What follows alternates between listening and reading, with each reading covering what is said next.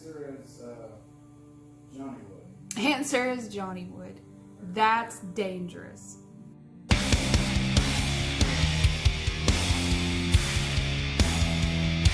problem is that Johnny probably wouldn't greet them at all. It would probably just be an awkward look, like, why aren't you talking to me? Hi! I have questions. And a purple pen. How long has this story been in your head, and did it affect other things in your life? The story came to me when I was 11 or 12, and I would sit in my bedroom with the lights off, total darkness, almost total darkness. It's not a cave. Almost total darkness with my headphones on, and I would take Bat Out of Hell 2 and I would play it on a loop over and over and over again, hours on end. I mean, I Would Do Anything for Love is about 3 hours long by itself. I would imagine in my head this musical about this guy named Johnny, who's just your average everyday biker guy, and this angel, Jenny, who falls in love with him and goes down to Earth to try to be with him. But a wrench gets thrown in that whole thing, and then there's this big kind of good and evil back and forth battle throughout all these different songs, and the story is just very musical and epic and rock opera. And it was in my head for years on end before I even tried to write it. So I sat down around 2009 to try to write the story and failed miserably. I wasn't happy with it. It wouldn't go where I wanted it to. It didn't pace how I wanted it to pace. I was trying to get it to fit into the same rhythm that the musical in my head had, and it wasn't working. It was not making me happy. And so I would kind of put it aside and I wouldn't touch it. And then a few years later, I tried to write it again. And this time I tried to write it, strangely enough, on Tumblr. Again, it just didn't go the way that I wanted it to. It didn't fit, it didn't hook me. And in the end, like, the story, it's a whole other version of events. Things changed, people changed, roles changed, and it still wasn't what I wanted it to be. I scrapped it again. And I thought, well, maybe one day I'll come back to it, and I never did. I worked on another book. Around 2015, I finished it. I thought I finished it. And I was so excited and so happy, but it still wasn't exactly the story that I've always wanted to tell. It was just a story that was there. So I was working on a fan fiction for Supernatural because I was not happy with what the writers of the show were doing, and actually have not been happy for about like 8 seasons now. It's going into like its 15th season. It should have been over a long time ago. Ooh, controversial opinion time. I'm writing this Supernatural fan fiction, and I realized that I was spending literal hours of my life researching for this story for like one sentence.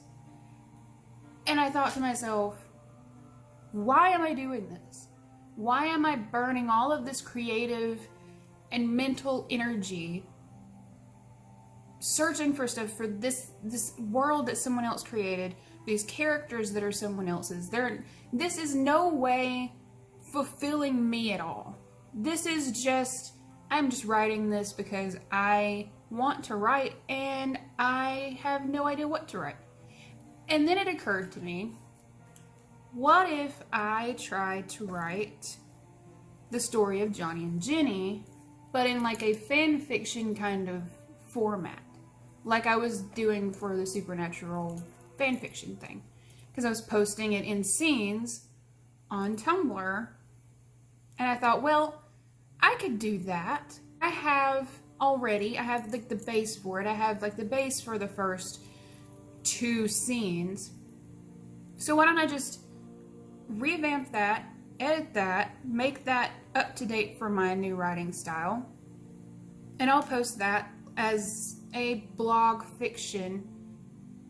And if anybody likes it, they like it, but if not, then I've made it. It's there for me to enjoy, and it's for me. I thought it was a very slim chance. I thought that there was not going to be anybody else who was going to be interested in this at all.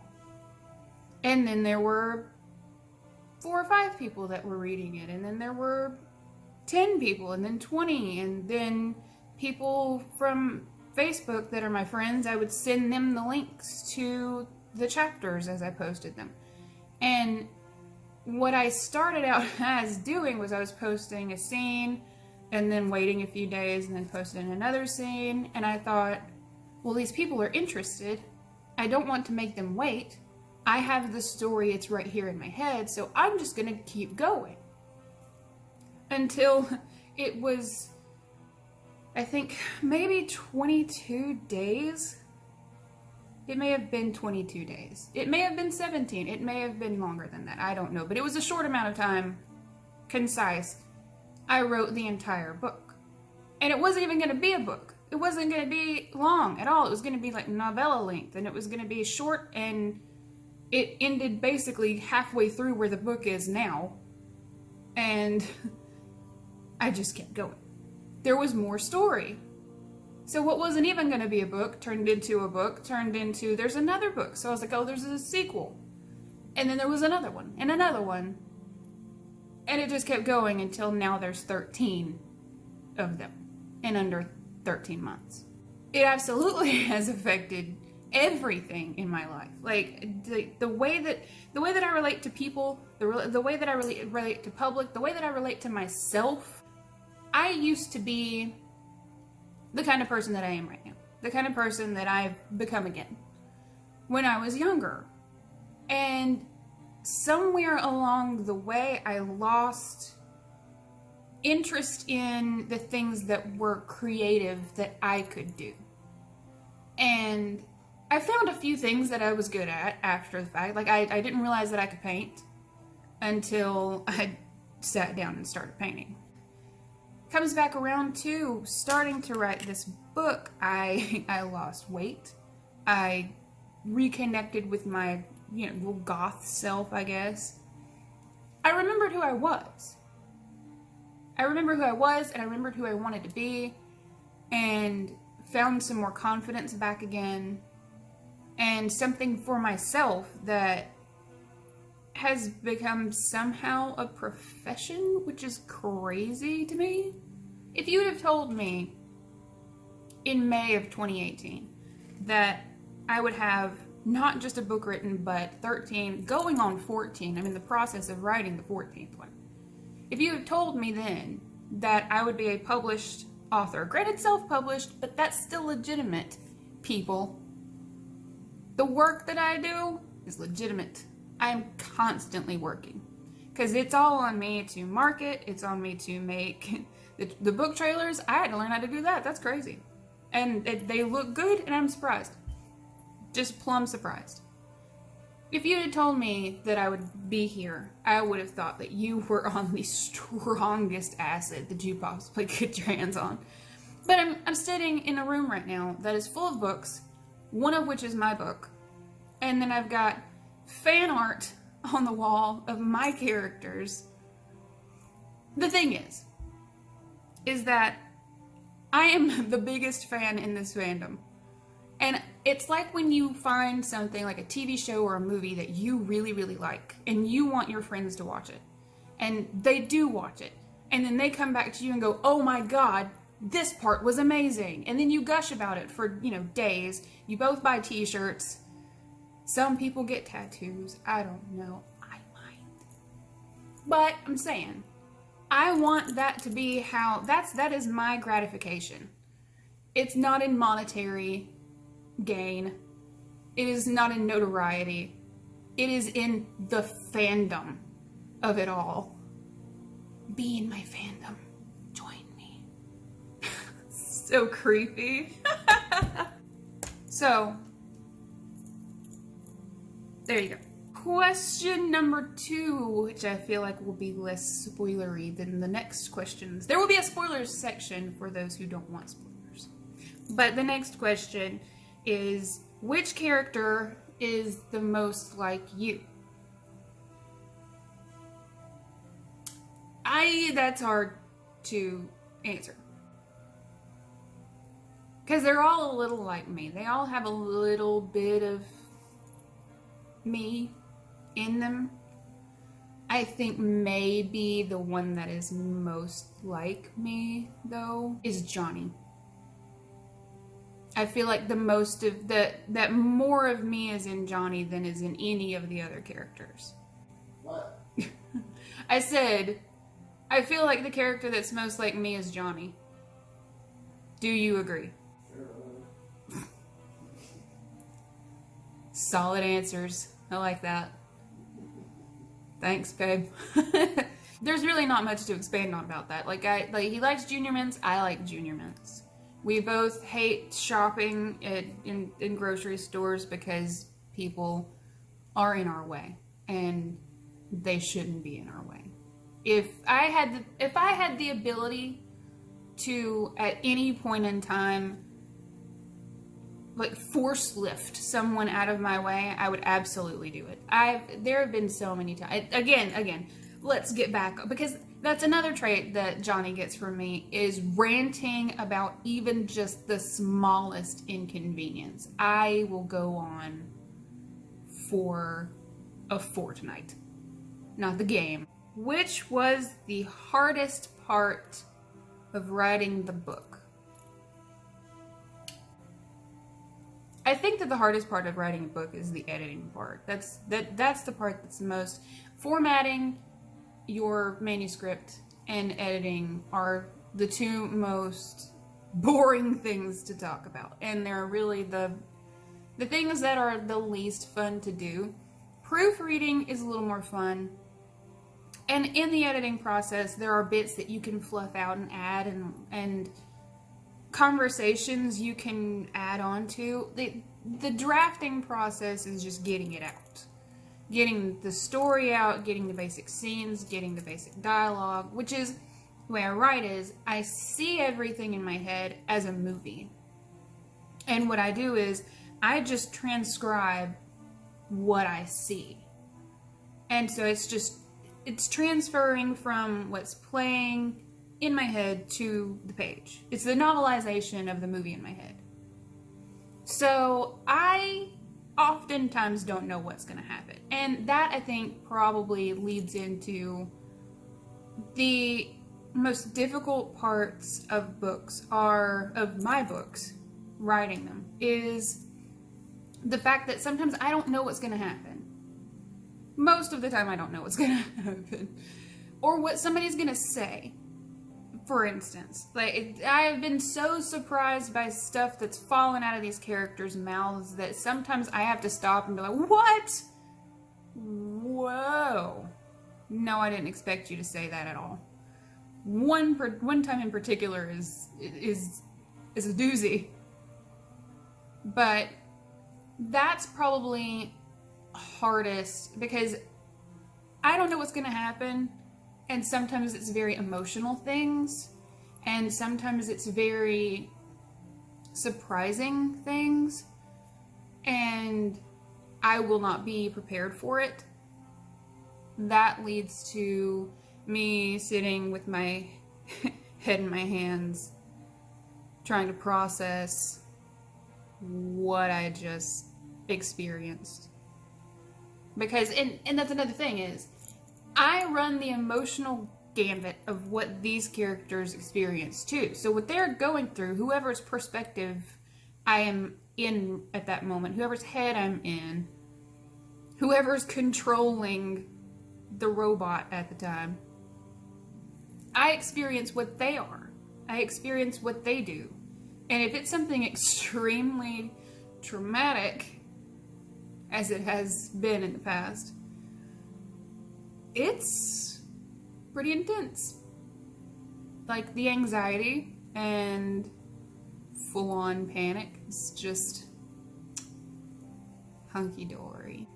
Now we've come to the spoilers section. Yay! Say yay with me, Jake. Yay!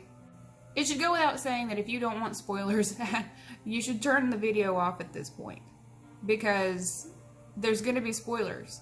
And if you continue to watch the video past this point, you're going to get spoiled. Something's going to get spoiled for you, and you're going to be sad about it. And it's not my fault, because I warned you. And I'm going to give you a second to click away. You should be clicking away now if you don't want spoilers. And you're spoiled. Okay. Why do the characters, and I love this question, become so attached to each other so quickly? Well, there's two reasons for that. Assuming this question is in regards to Ginny and Johnny, we'll just use them as an example. Again, spoilers. Spoilers. Cannot stress that enough. Spoilers. Ginny and Johnny are eternal beings. They are not like us. They have no reason to follow our social rules and regulations. Society means nothing to them at all. The whole dating format and the blueprint for relationships and getting together and all of that, it doesn't apply to them. When they get together so quickly, I think it kind of makes people's heads spin a little bit, but let me explain why that is. By explaining why humans don't do that. We are finite. We have a small amount of years to live on this earth. 100, 102 if we're lucky. We don't want to waste time being with somebody that doesn't fit us. So we go through this long process of finding somebody to date, dating them, maybe getting engaged for like 2 years, then you get married, then you're married for 5 years, then you have kids 5 years after that, because you don't want to be unsure that that's what you want or what the person you're with wants. You know, you kind of lose the magic. You have to have some things that you don't talk about. You don't, like personal things, like you just don't tell somebody. Like my toenail routine, I don't think my husband knows it. I don't think he's listening either. So it's not important. Not to me. I don't care what you do with your toenails, but people want you to. They want you to dig into the guts of whoever you're with, and it's not societally acceptable if you don't. So when somebody gets together very quickly, it makes people just go, well, are you sure? Are you certain? Yeah, sometimes people are, and it's kind of unfair to people who find each other and fall in love very quickly to be like, hey, are you valid? Because you didn't spend 7 years trying to see if this works. If you just know it works, it works. And that's where Johnny and Ginny fall. They know it works. They know how they feel about each other. What's the point in waiting around to see how they feel about each other when they already know? So they just do it. Plus, they don't see the point as eternal beings of running around each other for a few years before they figure out they want to be with each other. It doesn't make any sense to them, because you're right there. So why wait? The other reason is, reason number 2, is that they are celestial. Spoilers again. They are part of the heavenly host, and by host, they are a collective. And that's how they were made. That's how they were always intended to be. So celestials tend to flock together because it makes them happy to be together. It's the isolation from other celestials is what prompted Lucifer to make the demons in the first place, because he didn't want to be alone. So he made other people that he thought might be like him. And it turns out they were a little bit, but not what he expected. That's another reason why they're so quick to fall in with each other, is because it's a celestial connection that they were missing. Now, there's a part of this question that I know comes from Billy's acceptance of Jenny so quickly. I've had people ask me why he is so quick to accept her as his mother, essentially. And there's two reasons for that. One of which I will tell you. He's never had anyone in his life that was an adult besides Johnny that cared about him. His dad wasn't there when he was born, the biological dad. His dad wasn't there when he was born. His mother left him with his aunt when he was 4. His Aunt Geraldine used corporal punishment and forced him to study all of the religious materials, and forced him into learning things that he didn't care about. He was a kid, and she would be not there most of the time because she's a gigantic hypocrite. And she would lock him out of the house, and he was basically homeless. Timothy and Frank's parents treated him like garbage. Now, to Donna's credit, she did try most of the time, but it's hard to be around somebody when they're constantly talking down to you like you are annoying and she wishes you would just evaporate. And it wasn't her fault. There's just something about Billy that's creepy. A little bit. Nobody at school would hang out with him. People beat him up all the time. No boys would talk to him because that's all they would do is just beat him up because they freaked him out somehow. Girls would go to the other side of the hallway to get away from him. The only people on the planet that he had were Ricky, Timothy, and Frank.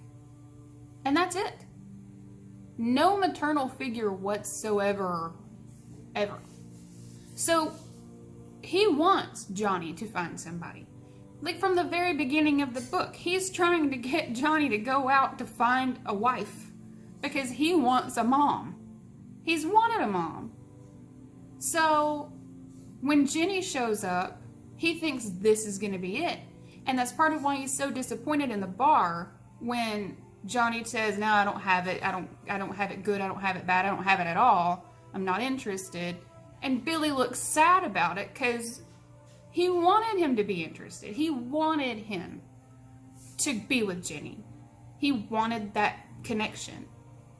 So when it happens and Johnny ends up married to Jenny, it's an instant connection, and she's the only woman on the planet that has ever been nice to him. She's the only one that's listened to him. She's the only one that's tried to take care of him, and she's the only one who he is connected with at all. She is a maternal figure to him, and that's why he accepts her so quickly. Part of the reason. The other part of the reason is too big of a spoiler to even tell you now, who are watching this for spoilers, because you know it's a guilty thing. You know you're still here watching. I know you're still here watching. You spoilery people. And the last question. What's the deal with Billy? Who knows? I will say this about Billy. He's got two very dichotomous sides. He's got the side of him that was raised to be kind-hearted no matter how people treated you. And Johnny really instilled in him that no matter how ugly and mean and sucky people are to you, don't be an ugly, mean, sucky person. And counter that with being kind-hearted and light-hearted, quick to joke, be funny, be friendly. And that's all of the things that Billy is. Billy is all of those things. He's funny, he's smart-ish, not book smart. Definitely not book smart.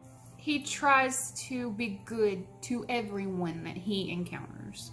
No matter if they treat him like crap. Unless, you know, you're one of the bullies that beat him up pretty bad when he was a kid, and then you're just, you know, look out for garbage trucks. He's got that one side that's very open and his heart's on his sleeve and he's very loving. And then he's got this other side of him that does feel the weight of how he's been treated his whole life, and does have that kind of a dark streak that maybe they're right. Maybe I shouldn't have been born. Maybe everybody'd have been better off. There's that part of him that feels that tension, and that's the part of him that likes to set garbage on fire in the alleyways and get him in trouble. He likes fire. He's a firebug. Johnny also talks him out of that a lot. I think that's one of the first things that Johnny ever said to Billy, actually, is you gotta stop starting so many fires. He said, I know it's fun, but you gotta stop. And he does. There's two sides to Billy, and sometimes the one side gets a little more prominent. And that's like the side of him that, you know, throws a rock at a seraph's head. Reckless, foolhardy, and exactly something that Johnny himself would probably do. And in the end, it actually, you know, I guess it worked out alright. So, that's as much of the deal with Billy as I can go into at this point. We will revisit that question when the next book comes out and we have our next Q&A thing. Whatever this turned out to be. Probably my hair will be longer. I will look less like Lydia Dietz. And there may be better lighting. Who knows? I didn't even notice when the ring light went off. Anyhow.